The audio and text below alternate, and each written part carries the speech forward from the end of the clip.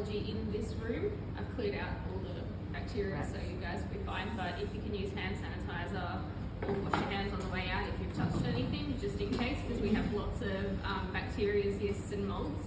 So we have a massive autoclave just to save us, because we need to make everything in-house. But my last lab just had a really cute little autoclave on the table. It's essentially it's a pressure cooker. Pressure cookers rely on heat and pressure, obviously, so ours heats up to 121 degrees. It's about a 15 psi pressure in it. The longer you run the autoclave for, we have 2 different cycles that we run it on. So if we're just sterilising, usually media, sometimes equipment,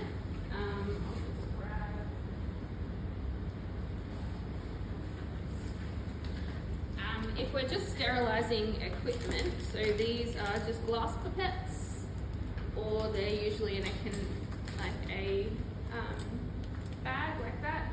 Or we don't sterilise our dissecting equipment, but you guys would probably be more sterilising like anything that's metal or anything like that. So 15 minutes is just our sterilising, but if we're doing waste, it needs to be 30 minutes because all of your waste has usually pathogens or it's a lot more bacteria, and we need to make sure that it is 100% safe to go into the environment. Any waste that is autoclaved can then just go into your general rubbish. Sorry, did you say that was 20 minutes for? So 15 minutes just for sterilising, 30 minutes for waste. There are different cycles for different things. You can, if you were to wash anything metal and then you can just dry it out in there, or you can, usually they'd have them for like piercings. Everything piercing related needs to be completely sterile, otherwise you will be putting unknown organisms into your body, and that's never fun. All your waste can then go into your normal general waste because it's completely safe. The main rule of autoclaving is because it's pressure related, if you have a bottle that is completely sealed, pressure will build up and it will blow up, and then it'll also destroy not only your unit.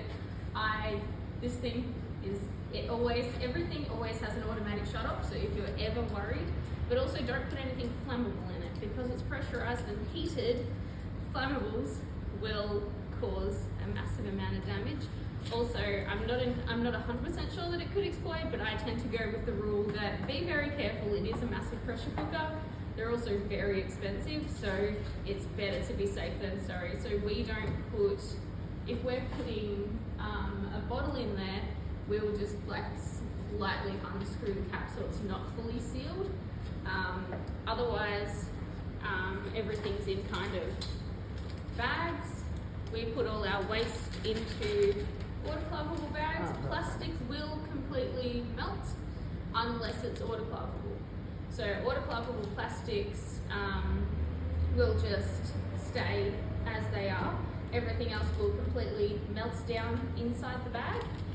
The bag is usually taped up with very specific autoclave tape. This will be different to your industry because this is all purely for lab tech and microbiology.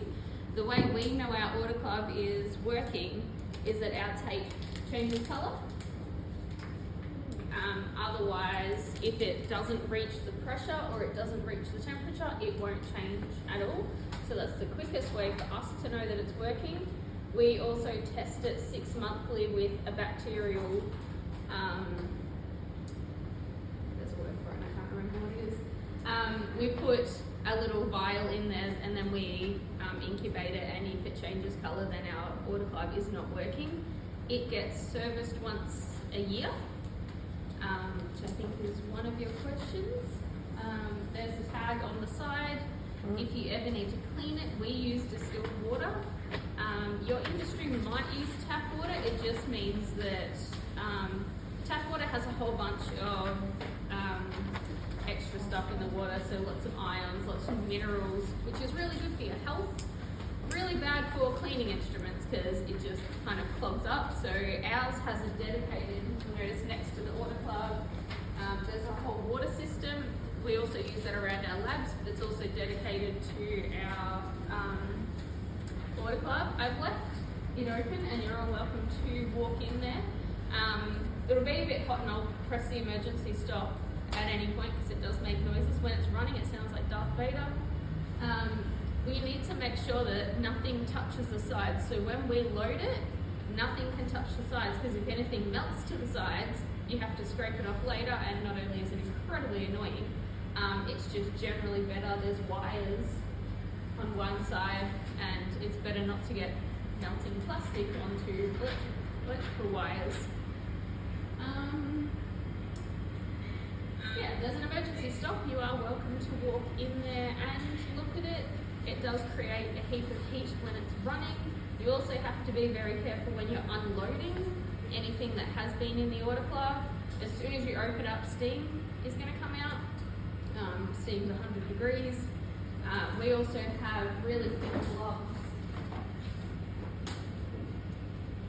to touch anything coming out of the autoclave because everything will be really, really hot. So just for safety reasons, also any liquids in there will be, well, boiling, or they will have going to boil at some point. So it's just easier to sort of open it up, let it cool down before you remove anything. The little bench ones are kind of, I don't know how to describe it, they're kind of like that-ish. They come in different sizes, but that's the usual bench size. And then it has a cylinder. The ones I work with are like the size of that opening, and yeah, they just Yeah. So they're just a bit cute, really. They're just pressure cookers.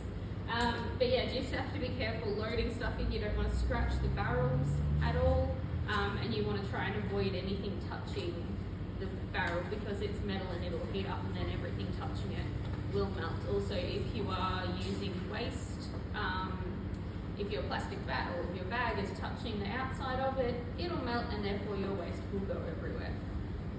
And then that is a whole lot more maintenance and a whole lot more cleaning. Also, oven bags work really, really well if it's a very cheap alternative option. We can't use it because of the bacteria that we have, but the high school that I used to work at, oven bags, great, because they can withstand the heat and the pressure. Just a heads up. Is there any other things on your list that I might have